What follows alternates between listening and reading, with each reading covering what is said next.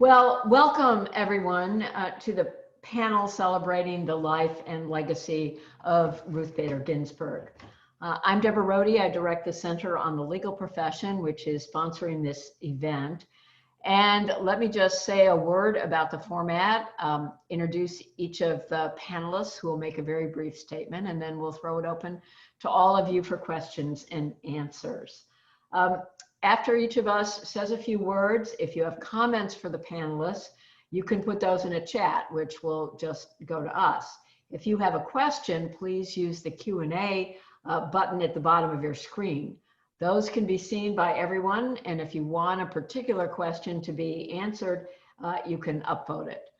Jason Solomon, who's the executive director of the center, will be fielding the questions, collating them, and then either directing the students to ask them or clustering several and ask them himself and shoot them to particular participants. And we'll all wave our hands if we feel that we urgently need to speak.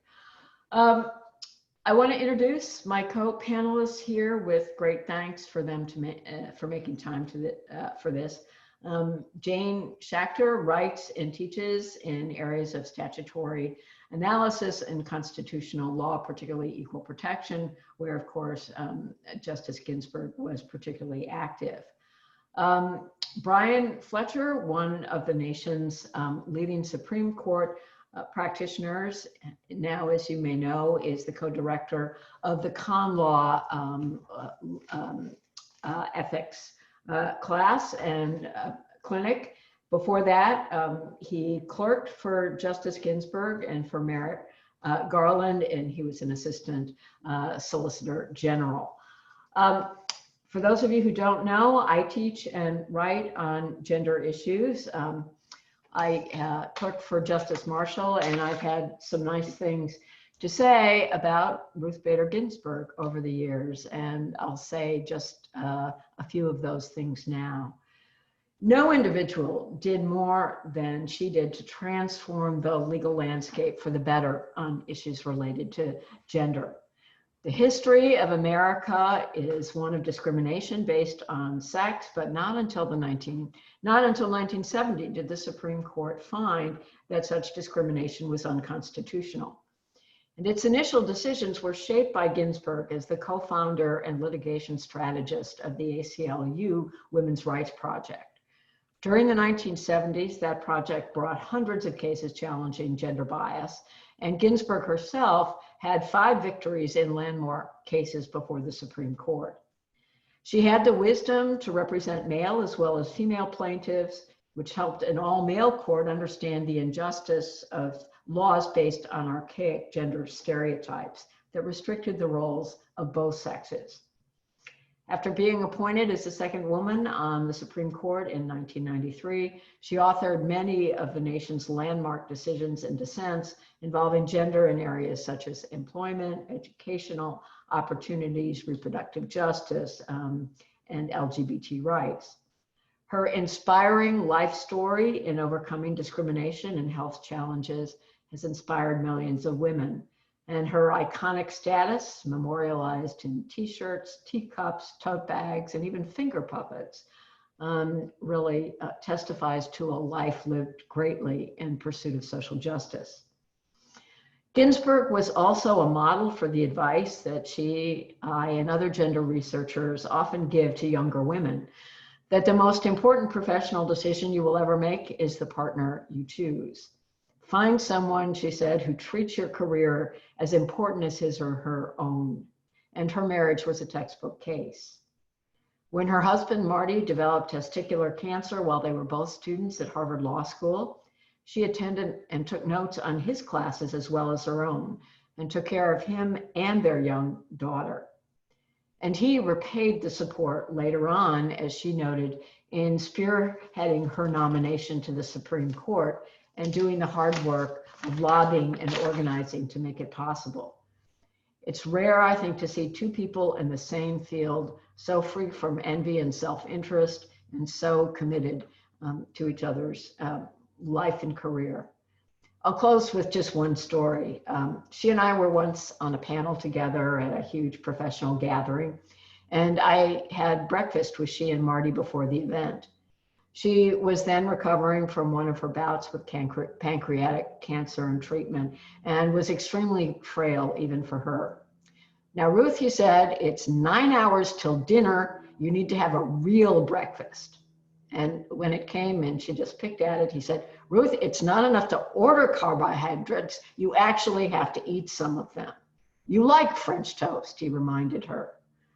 There was such love radiating from that tenderness and that relationship.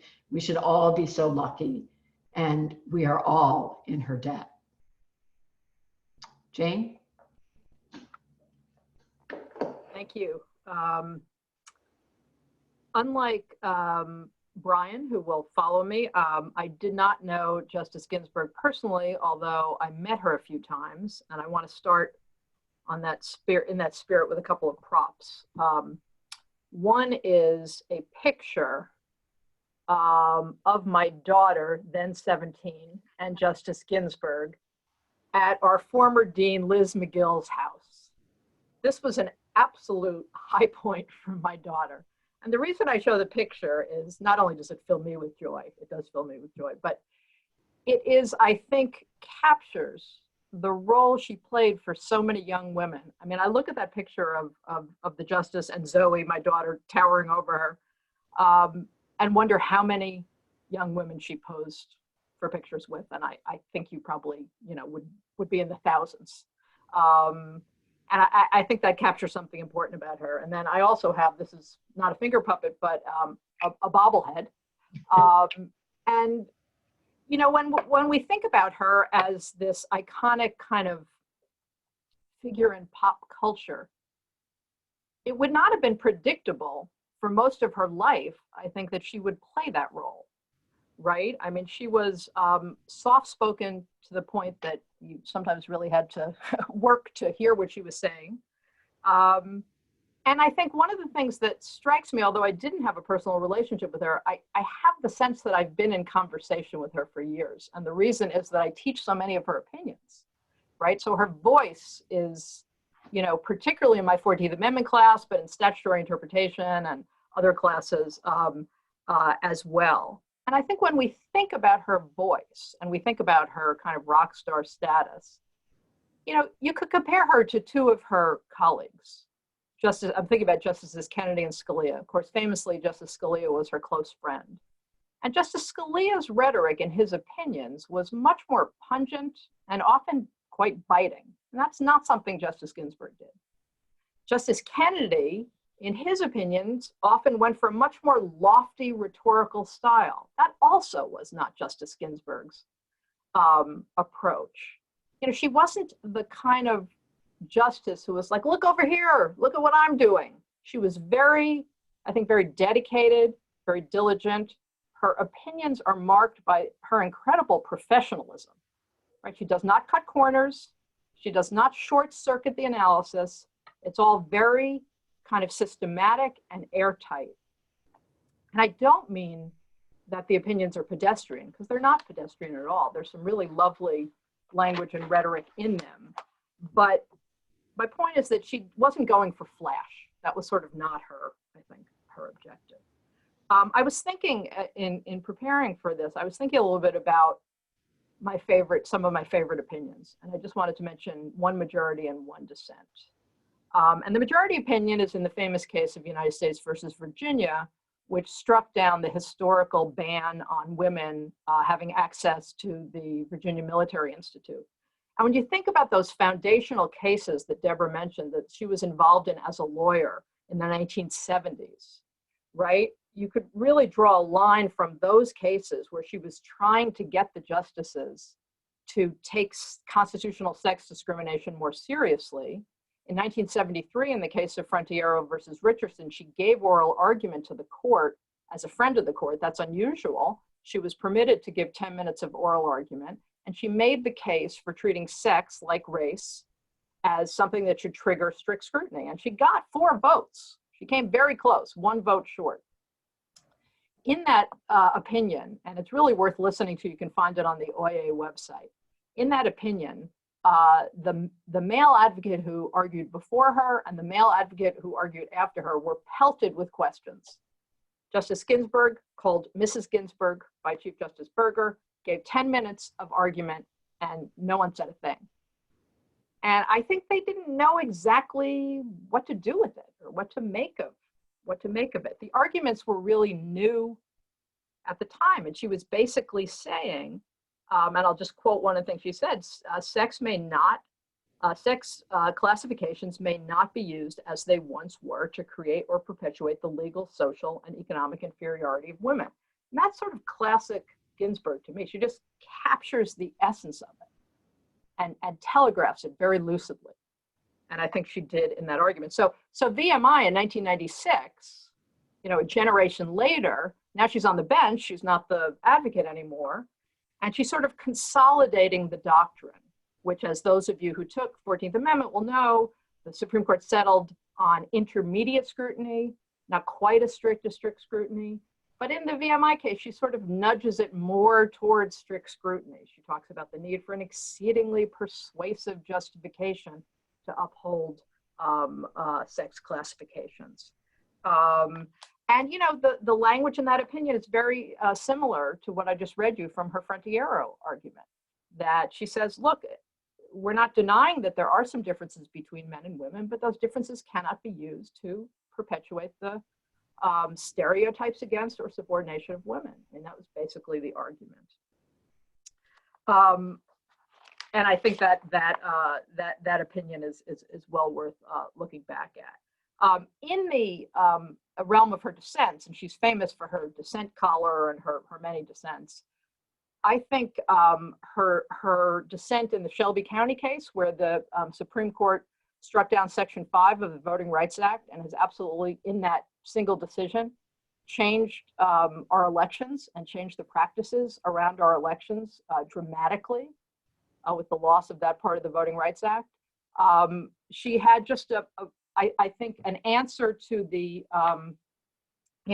argument that just, again, sort of in a very succinct, pithy way, kind of captures what was going on. And so what the Supreme Court did in Shelby County is they got rid of the so-called pre-clearance requirement, which had been a historic part of the Voting Rights Act, and said that jurisdictions that had a history of race discrimination in voting, when they made changes to their voting practices, they had to get those pre-cleared by the Justice Department.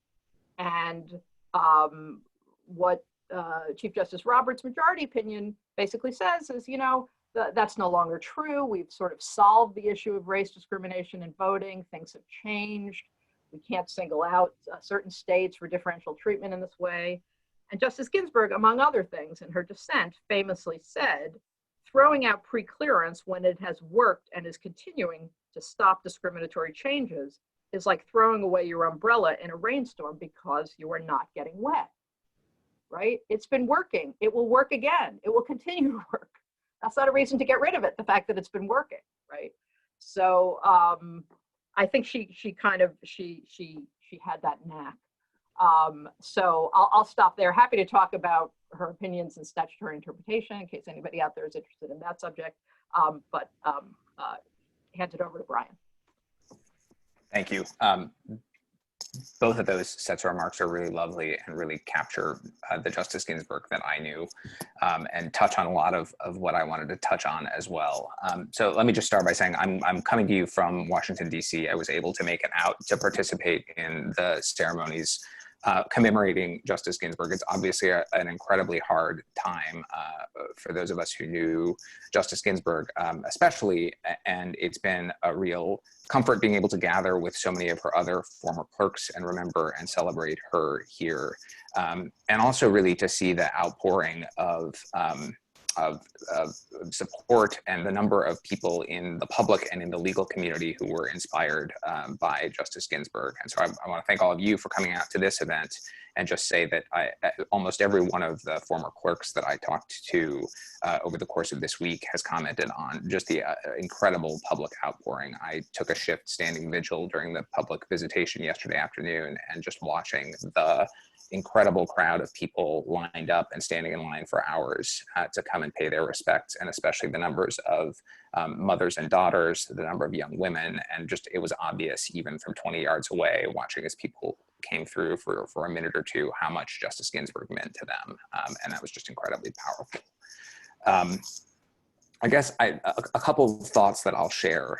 One is just, I couldn't agree more with what Jane said about Justice Ginsburg's approach. She was incredibly precise, incredibly meticulous. I mean, you could say a lawyer's lawyer in the best sense of that word. And I think that shows through in all parts of her career.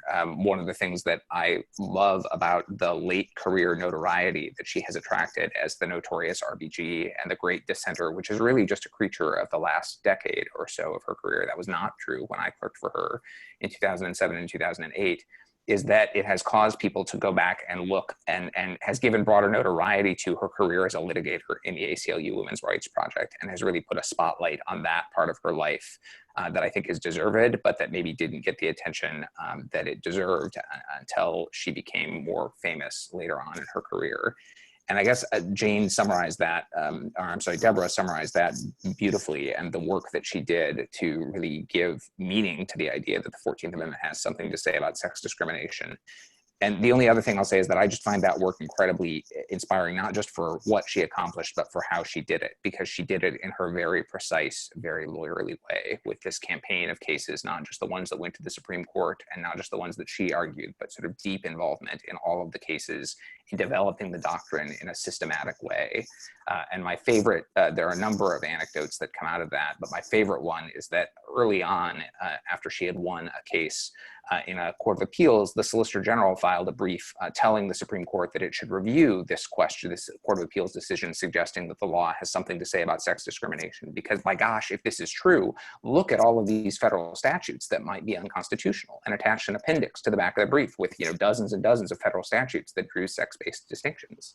And Justice Ginsburg has since referred to that publicly as a treasure trove, because for her it was a roadmap. It was, this is my work. This is all of the stuff in the US code that's discriminating on the basis of sex. And my project is now going to be to find cases and move the law challenging all of these other things. And I love that story for what it says about lawyering. And I think it just speaks to her quality as a litigator. To talk just a little bit about her approach as a justice, I think there too, I couldn't put it better than Jane did about her writing. She is not a flashy writer. There are some wonderful writers on the court who are very chatty or conversational, and that is not her. And there are other justices who aim for sort of loftier rhetoric, and that is not her either. But I think there is a precision and an elegance in her writing. There's not a word that is wasted. There's not a word that is not carefully chosen. And you see that even in her speech. I think famously, she speaks sometimes relatively slowly and will pause before she thinks, which is a lesson she tried to teach me when I was clerking for her, or pause to think before she speaks, something she tried to teach me and that I haven't always learned. But that's because even in the spoken word, she wants exactly the right word to come out of her mouth next. And you saw that in her writing too. And as a result, she was wonderful to clerk for. She was also very demanding to clerk for, not because she imposed unnecessary burdens on her clerks, but because she held her clerks to the same high standard that she held herself to. I think there are some justices and some judges who like to have their clerks around to sort of think out loud and work out their ideas together, and will invite all the clerks in for sort of a freewheeling conversation about a case and just sort of think out loud and work things out together. And that was not Justice Ginsburg. She was interested in what you had to say, but she wanted you to sit in a quiet room and figure out what you had to say, and then figure out how to express it as precisely and as clearly as possible, write it down and give it to her so that she could get from you the same sort of clarity of thought and clarity of expression that she expected herself. And we saw the same thing in the editing process. She was just an incredible, precise editor, and did it, and I never understood how she did it. She could do it on paper. And so she would take these drafts printed out, triple spaced, and with a pen or a pencil, interline out, move these words out and move these phrases around and somehow take clunky prose and transform it into these elegant sentences in a way that I could never do with a word processor. And the fact that she could do it, starting with a draft and doing it just with pencil and moving things around, was always a marvel to me. She also worked, she's famous, I think, for being a night owl and for working incredibly hard. And I can tell you that that is true. She seemed to do her best work between about 11 p.m. and 4 or 5 in the morning, and did not enjoy coming into court early. Some other justices would want to meet with their clerks before arguments, which started at 10 a.m. Justice Ginsburg was not interested in doing that because she was not arriving at the court until 9:55, because she had been up until 4 or 5 in the morning reading the briefs. And so for the first couple of argument sessions, my co-clerks and I were sort of waiting nervously, like, is she gonna make it? She's cutting it a little bit close. And finally, her chambers aide, who'd been with her for a decade, took us aside and said, she's been doing this for a while, guys. She's got it figured out. She'll get to argument on time. Don't worry about her. But she did. She worked incredibly, incredibly hard.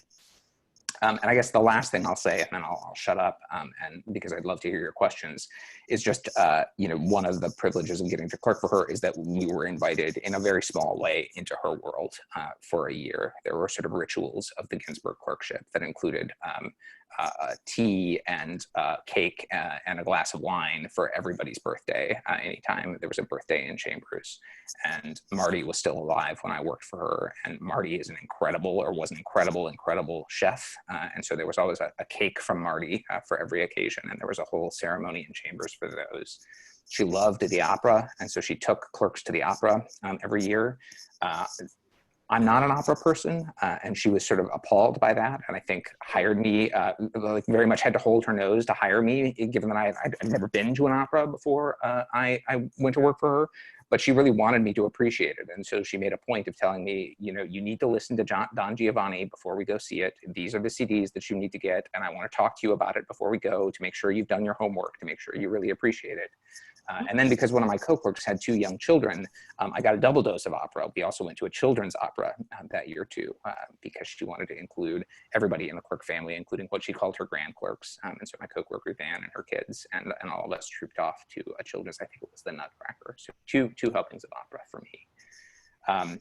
And the last thing I'll say, and I'll just close on this, is that I think the one thing that I have found inspiring after clerking for her, when she became, I think this is in part tied to Justice Stevens retiring. When I was clerking for her, Justice Stevens was the senior most liberal judge. And so if you had a high profile case that broke down on liberal conservative lines, he would assign the opinion and most often did the dissents. It was after he retired from the court that she took on that role. And that was why she was the dissenter in cases like NFIB versus Sebelius and in Shelby County, the Voting Rights Act case. And that, I think, among other things, is what led to her sort of much greater public profile and this role as the notorious RBG and a great dissenter. And I marvel at how she embraced that and what she did with it, because it is not natural. I think, as Jane said this, it's not natural to her. She is a quiet, reserved person. When I was clerking at the court, there's a session where a photographer comes and takes pictures of each of the justices with their 4 clerks, and then with each clerk, and then with the clerks' families and all of those things. And it was clear that this, just as much as Justice Ginsburg loved all of us, this pained her, this idea of being on display in photos, such that she was sort of slowly edging backwards further and further into the corner. And those of us in the picture with her had to back up with her to have the picture not look awkward, because she just didn't like the attention.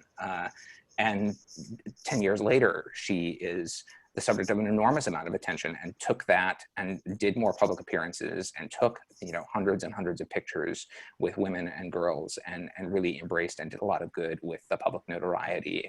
And I think, particularly because that did not come naturally to her. I don't think that came naturally to her. It is all more impressive. And so I'm in a hotel room. I don't have a good prop of my own, but my co-clerks and I have been texting back and forth pictures and memories of Justice Ginsburg. And this one is my favorite. This is her. This is years after our clerkship. One of my co-clerk's friends had his daughter, who was about 3, dress up as RBG for Halloween.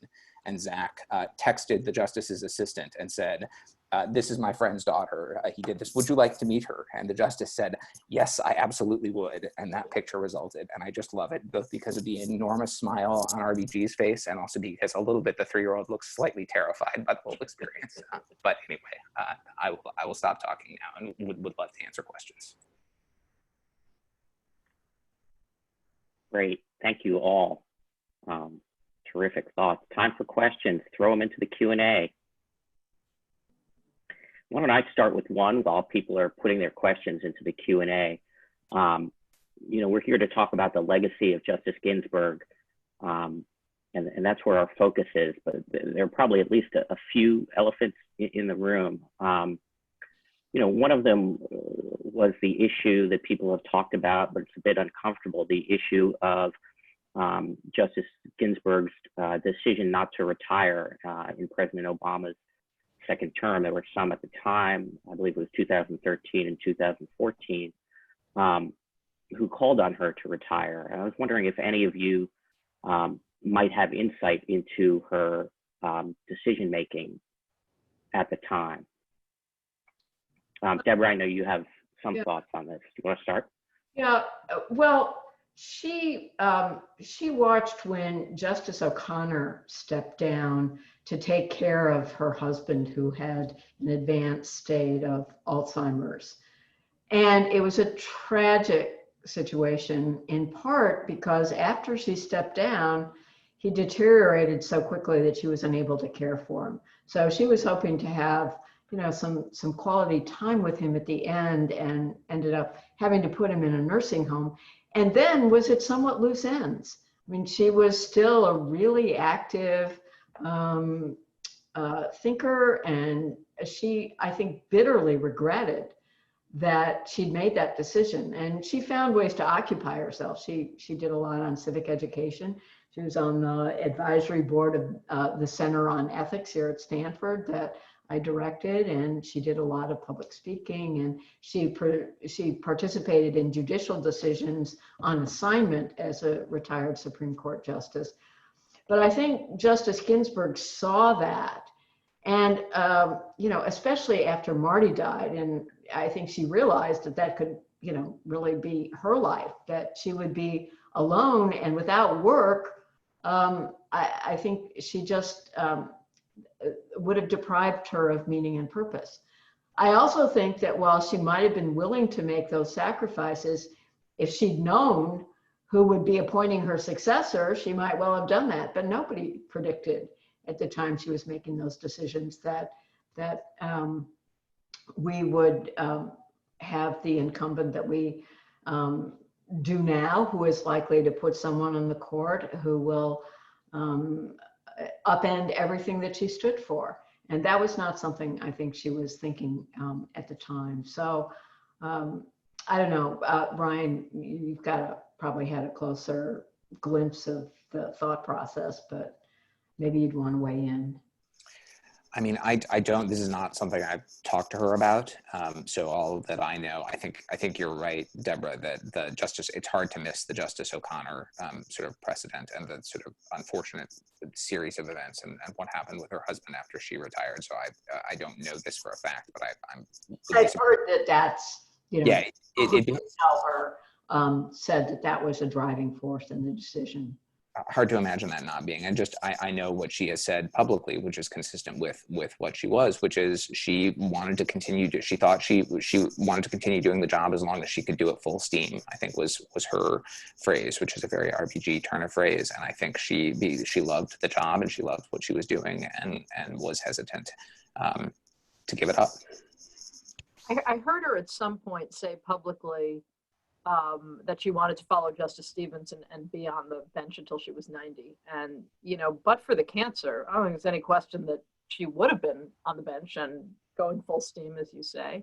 I think, you know, back to Deborah's point about expectations, she might have thought, I mean, this is speculation, but she might have thought that she was likely to have the chance to be replaced by the first woman president, and there would be a certain kind of historic elegance in that, and that just obviously that didn't play out.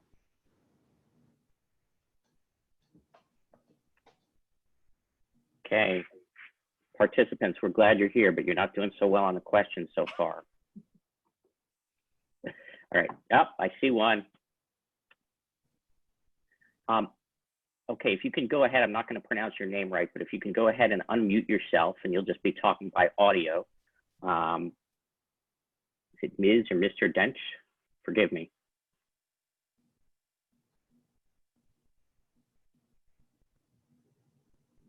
Go ahead.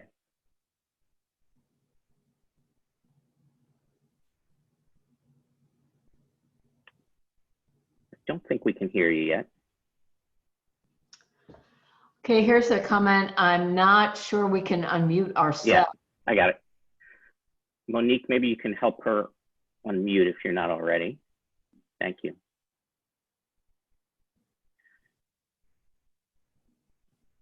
Can you hear me? Yes. Yep, there you yes. go. Sorry, this is awkward. Okay. I was wondering, you've talked a lot about her strategic mind as a litigator and as an advocate, and I'm wondering if there are examples that come to mind of her being able to use that similar type of strategic thinking as a justice. You know, obviously she can't take the same role while on the bench. But yeah, I was wondering if there are opportunities for justice to be strategic in advancing, you know, the agenda that she worked her whole career on, and not just in the yes or no on a particular case. That's, you know, such a great question. And I'll just expand a little bit on what I said in my opening remarks. I think one of the things that was so effective and was not widely shared as the right approach at the time was to rely as heavily as she did on male plaintiffs.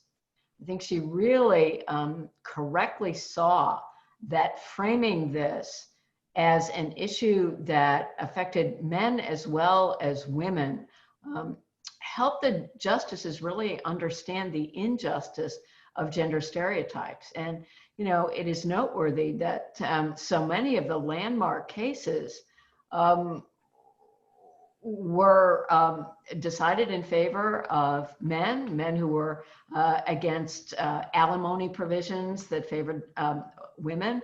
Famously, the case that established the intermediate standard for sex discrimination was about men being able to buy what my husband used to refer to as diet beer, 3.2 beer, you know, like not one of the pressing gender discrimination issues in the nation. But she used that case to show the invidiousness of gender stereotypes and sort of even the way that counsel for the plaintiff presented the case is, you know, who was representing the man as the humiliation of having to have his junior whack, military typist go buy beer for him while he was sitting in the truck idling his, you know, I mean, it's ludicrous to think that that was the case that was so pivotal in establishing the standard of discrimination. But I think she always had a really good eye and insight into what would move the law. And when she was deciding what use to make of that treasure trove that Brian referred to, which of the statutes to push, she really looked for sympathetic plaintiffs, men as well as women. And I think that was just really useful for a court that was all male, and which Justice Blackmun famously said in the first opinion on the subject, where they struck down a statute on the basis of sex discrimination. He said, I don't want to get into some women's rights thing here. I mean, that was the climate she was in. And, you know, she transformed justices like Justice Blackmun in the process of the insight with which she picked those early cases and pitched the arguments.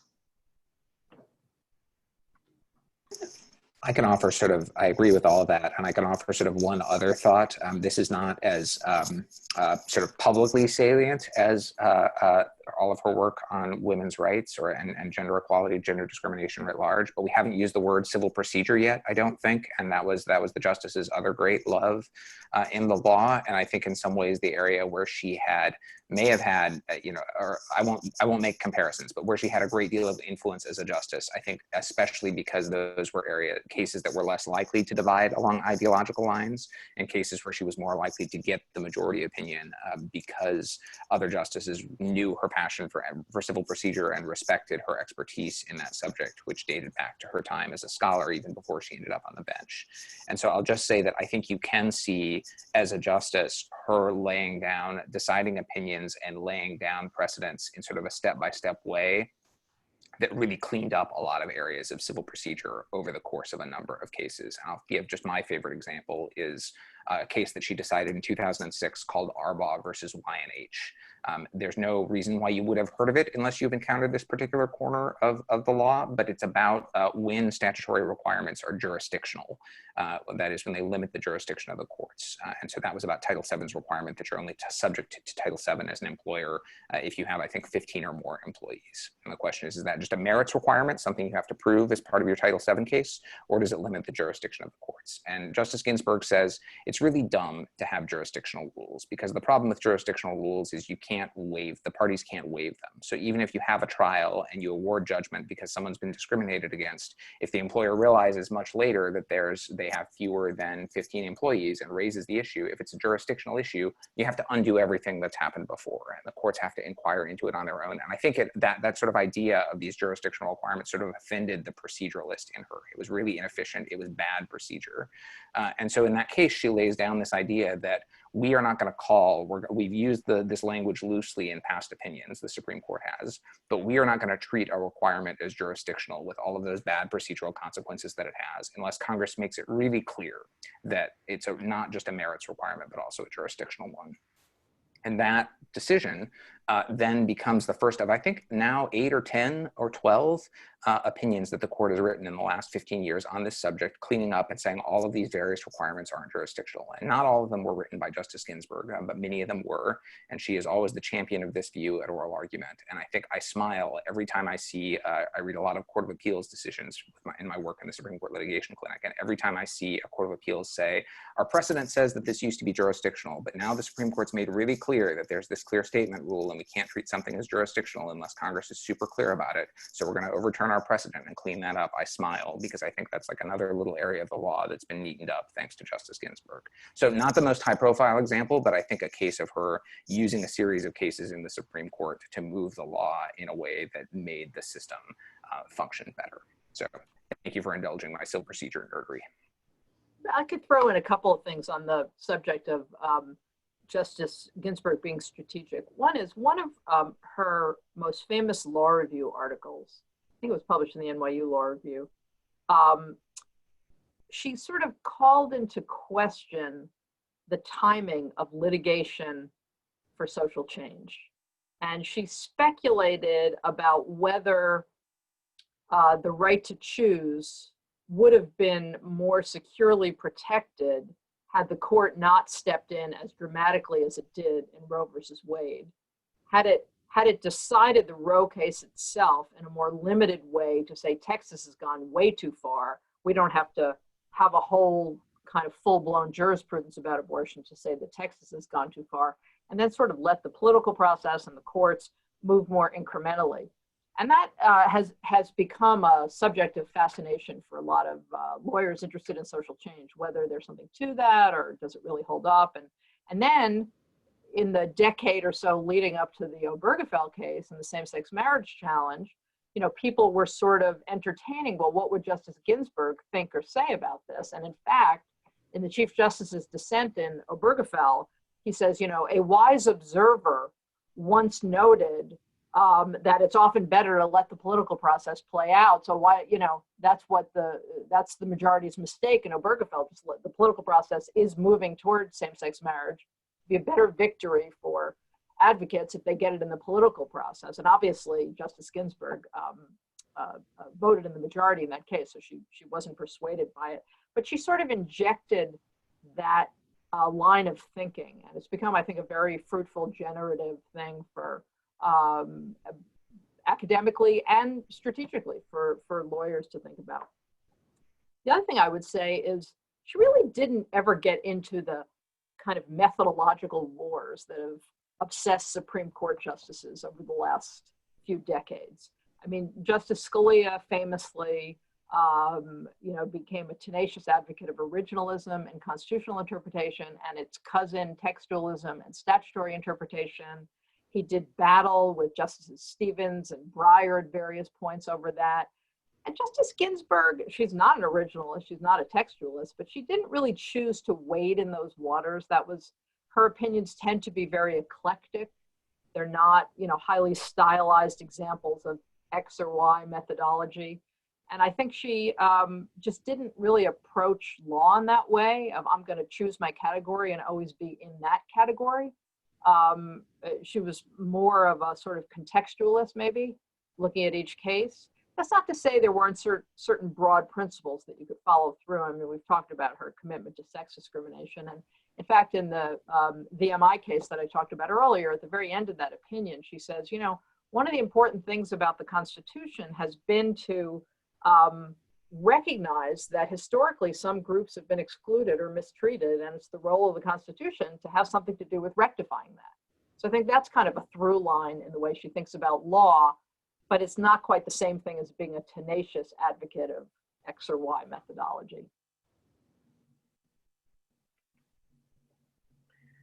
Those thoughts on methodology lead me to a question back to you, Professor Fletcher. You now teach the Supreme Court litigation clinic and work with students in trying to figure out what are the best arguments to appeal to whoever the justice or justices are that you're trying to persuade on a particular case.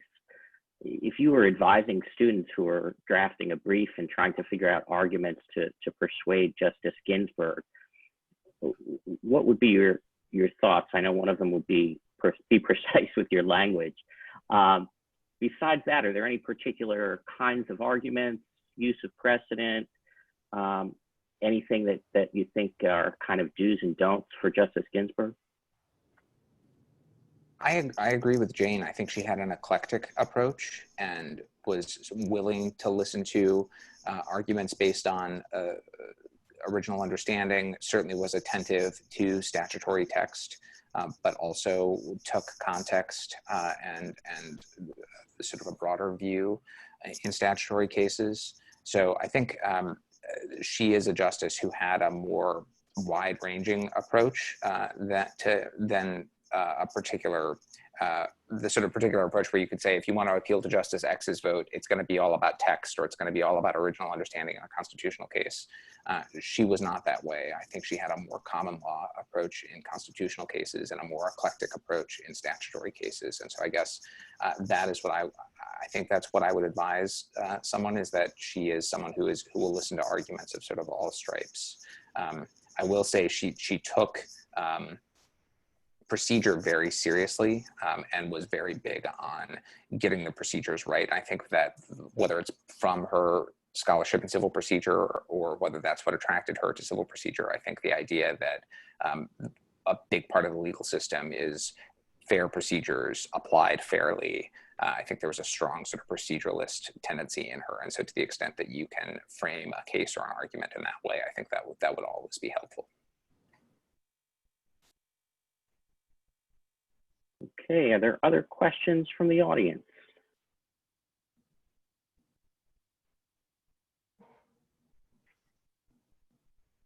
Well, if not, I think we will wrap up. Deborah, you want to say a word? Thank you all for making time for this. I know everybody is a little saturated with Zoom these days, but it was good to have this one opportunity for coming together to recognize the legacy of someone who was so important in not just in the area of gender, but in the other areas of jurisprudence that Brian and Jane have mentioned.